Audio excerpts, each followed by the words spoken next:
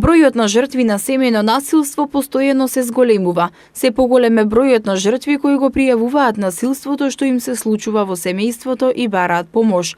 Жртвите се почесто се охрабруваат да пријават на СОС линијата 15700.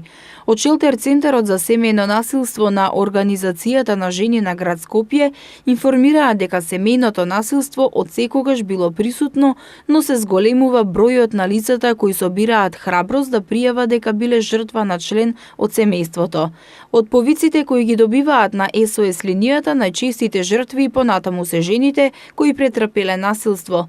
Оваа линија функционира 25 години и се јавуваат жени од сите слоеви на општеството. По добиениот повик на СОС линијата следува постапката за згрижување на жртвата. Нена Смилевска, која е координаторка на Шелтер Центарот за семејно насилство при Организацијата на жени на град Скопје, вели дека појавувањето на СОС линијата тие ја спроведуваат постапката за згрижување на жртвата да и пружа целосна помош.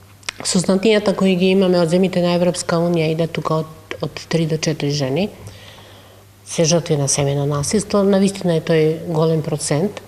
Меѓутоа се прават напори колку што е можно овој процент да го намалиме.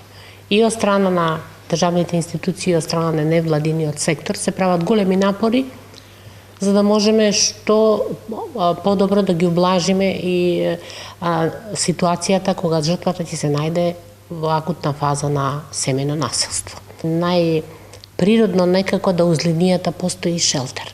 Шелтер кој во дадената ситуација, кога е акутно насилството, кога жената нема каде да оди, а да не остане на улица, го отворивме овој шелтер кој почетокот го нарекувавме транзитна женска куќа, сигурна женска куќа, но таму згрижувањето беше краткорочно. Бидејќи немавме финансиски средства, таму жртвите се згрижуваат од 1 до 3 дена, на максимум 5. Сега, веќе со 2015 година, направени се минимум стандарди за Истанбулската конвенција кои треба да постојат во еден шелтер. Што све треба да пружи еден шелтер при згрижување? За жал, по престојот во Шелтер Центарот, жртвите кои не успеале да се интегрираат во општеството и да најдат работа и сместување, се приморани да се вратат кај насилникот, пошто голготата најчесто е уште потешка.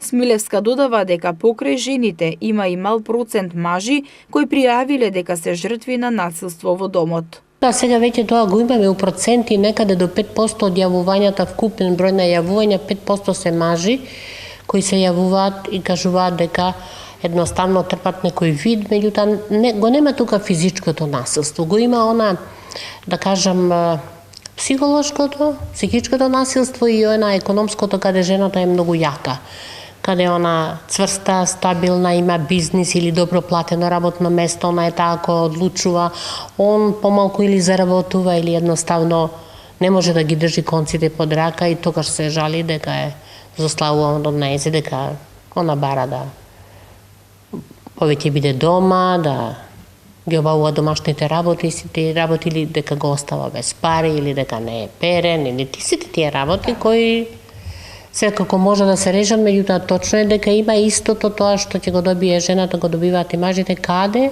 би можеле да побараат помош и да поразговараат. Смилевска ги повикува општествено одговорните компании, но и хуманите граѓани со донации да го подобрат престојот на жртвите од семејно насилство и нивните деца во Шелтер Центарот, каде што им се обезбедува храна, облека, пелени и средства за хигиена.